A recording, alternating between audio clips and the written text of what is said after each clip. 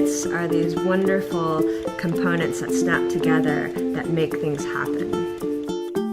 When you walk into a classroom and a student is engaged in a project, authentically, they can tell you what they're doing, why they're doing it, and why it's important. Projects with littleBits allow students to do that because they can build things and design projects that are exciting to them and meaningful to them. Working with littleBits, you automatically have a STEAM curriculum. What can you design and make that'll help or solve a problem?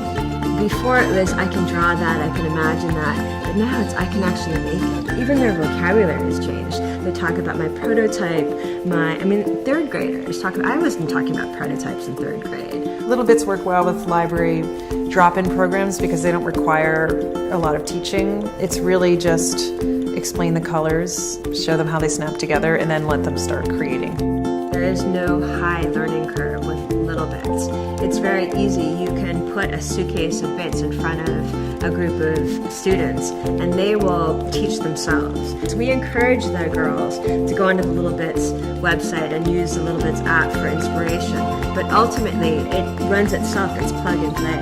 As a principal, I'm looking for products that allow teachers to experiment and to feel successful. One of the challenges with STEM learning is engineering is usually a topic that teachers have not had a lot of training in. So to have a product where the teachers can learn alongside the children is also very powerful. littleBits help children discover that they're scientists, they're inventors, they're problem solvers, they're artists, and that they're capable of a lot more than they thought.